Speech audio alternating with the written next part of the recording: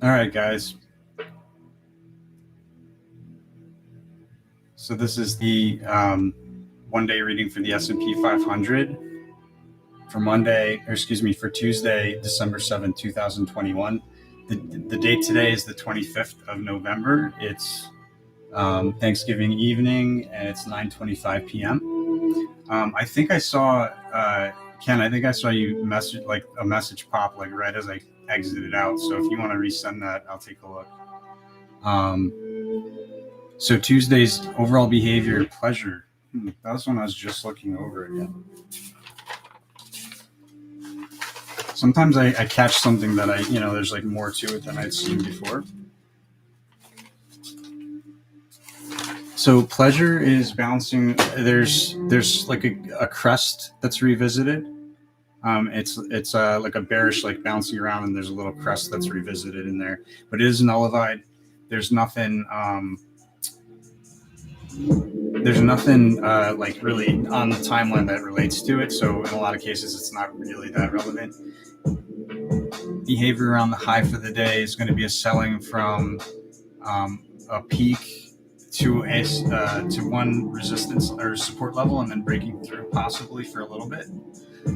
Behavior around the low is going to be some back and forth behavior, like which way are we going, which way are we going. All right, so in the pre-market, there's a range that's highlighted. We could be range bound, or it could be the top of range, the bottom of range. I'm thinking it's probably the top of the range based on the cards that I'm seeing. Right at the open, we have the fortune card, which at opens generally means like a new high or a new local high. Fortune card in a lot of cases signifies a really like a notable high. And so you have that right at the open. It's crossed with the Queen of Cups. Queen of Cups is like a sideways S, and it goes through between a resistance and a support level, it'll make like a sideways S. So those are crossed together, which means it's possible we meet it twice, but I wouldn't count on that. Yeah, because from roughly 9:30 to 2:10, there's a sharp decline through multiple. It's the ruin card, 10 of swords, sharp decline through multiple support levels. And it's also crossed with a clairvoyant impression of powerful change. We have between roughly 10 and 11 o'clock, we may revisit that same range. Actually, it looks like it's possible we revisit that range, but there's an opportunity, a trade opportunity in there to position for both sides of the market, or to sell for both sides of the market based on if you held overnight or whatnot. Not really advisable, but sometimes I do it. And then we have that Queen of Discs again, so that's most likely going to be the same support level that we were looking at. We revisited on December 3rd, and then again we revisited it on December 6th. We'll probably revisit it again. That's what the Queen of Discs actually really represents in most cases, is the revisiting of an old support level that was an opportunity. And so I'm thinking that's probably our local low. Actually. Oh, interesting.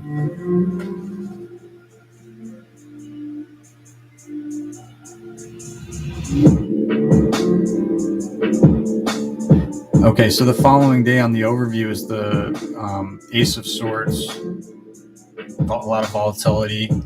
I think that's probably where I'm going to get out of these back and forth. These being on both sides of the market looks like probably the following day. So maybe I'll do one more. But there's a month's high and a month's low coming up within. It looks to me like it's coming up on that Thursday the 9th. So positioning myself, it looks like leading up to that on the overview, these dailies, positioning myself for both sides of the market makes a lot of sense. All right, so we have some. We revisit that support level, and there's also an impression telling me to buy to buy puts in that hour leading into the support level. So from like probably like right around the 11 o'clock mark to buy puts, give or take 10 minutes, let's say. And then they're selling from a peak, from an overbought region on the RSI, or from, yeah, it must be from an overbought region on the RSI, so roughly like the 80 mark. They're selling from there. A big push to the upside around around 1 o'clock.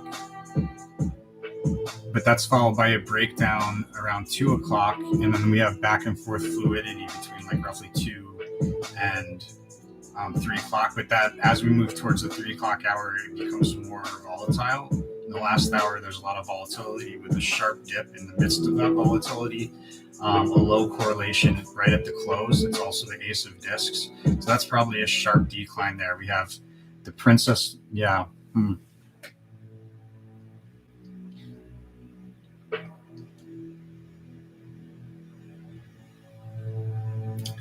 Yeah, what a wild day. Interesting. There's a push higher. Okay, so the bullish part's right at the beginning of the day. So when I look at the overview, we were talking about it on the reading for Monday the 6th, like setting myself up for calls. Like the following day we open higher, but we fall. So December 7th, we fall. There's volatility, revisit a low. Then there's a big push to the upside before that real breakdown in the last 2 hours. As we move towards the close, it becomes more of a breakdown. Looks like there's a good opportunity to cash in on some positions there. Yeah, we've got the Ace of Discs, we've got the Queen of Swords, we've got the Devil card, we've got the Hermit card.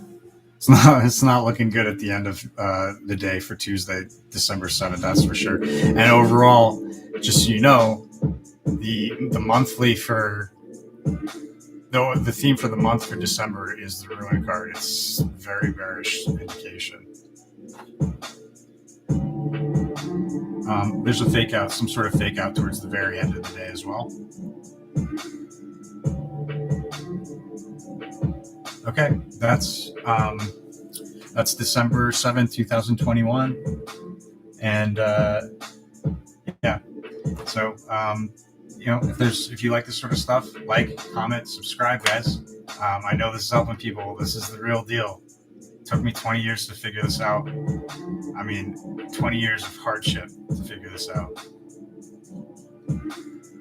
Awesome, Ken. It's good to have you, man. Anything that you want to ask while we're live?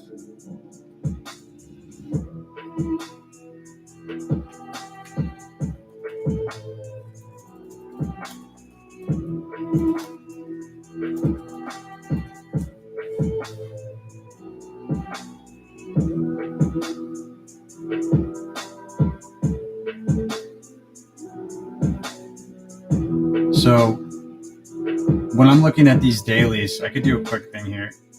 When I'm looking at these dailies, if you go to the tarotfortraders.com website and you check out one of the forecasts, like the cards going across the middle of the photo, that line of cards, I call those timeline cards because they give me a sequence of events in time.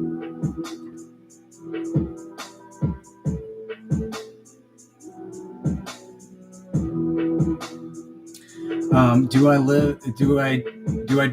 I trade live? Yeah, I actually do. I don't have the setup just yet to record my screen and talk at the same time, but I do live commentary. Whenever there's, at the beginning of the day, I'll be like, hey, this is what we can expect. This is what I'm going to do. And then I hop on, I hop off. I don't stay on the whole time, but when there's something, crucial or something important, or I change my plan, I'll hop back on and let people know. So I think that if you want to see that sort of stuff, the best thing to do is just make sure you're subscribed to the YouTube, and you'll get a notification whenever I hop on. Could be a little annoying, but if you want to know, like when I'm live, I would recommend doing that. I go on and off, on and off. One of my strategies is not to watch the screen. It's really important. You have to, if you're gonna trade this way, you have to have like a an ability to keep your mind off of the negatives that could happen. Just you do what you said you were going to do, and then you move somewhere else. You do what you do, and you know what time to come back roughly. You come back then. That's what I do, because if I don't, I'm like, oh my God, what if I'm wrong? Happens to everybody. Yeah, cool. All right, man. So as far as ABT, I could take a look and maybe do a quick video. AMC, I know there's a lot of like, media and bustle around AMC, but to be frank, man, like you could probably make money with this stock. I don't get a good feeling about it, so I stay away. But I trade based on feeling, so it kind of like skips past the logical, like, oh, we should do it this way. No, there's a feeling that tells me not to, even though it looks good. But I always tell people when I say something like this, it doesn't mean you couldn't have made money, because it's really about, do you buy low and sell high, and that sounds silly, but the thing is that when you put your money in, there's all these other factors that will make you sell low and buy high. That's the whole market. That's what it does. There's computers designed to make us sell low and buy high. So, that's why the strategy of leaving my screen is so crucial, because the computers, they don't flinch, and they know I do, right? So I get up when I walk away and come back when I plan to. All right. Hopefully this helps everybody that sees it. Appreciate you being on here, Ken. Really do. It's awesome to have a fan. we're growing though. Yeah. So like, subscribe. Yeah, you got it, man. Like, subscribe, comment. Let me know what you think. I'm going to do one more, and I'll probably be out after that one. Have a good night, guys.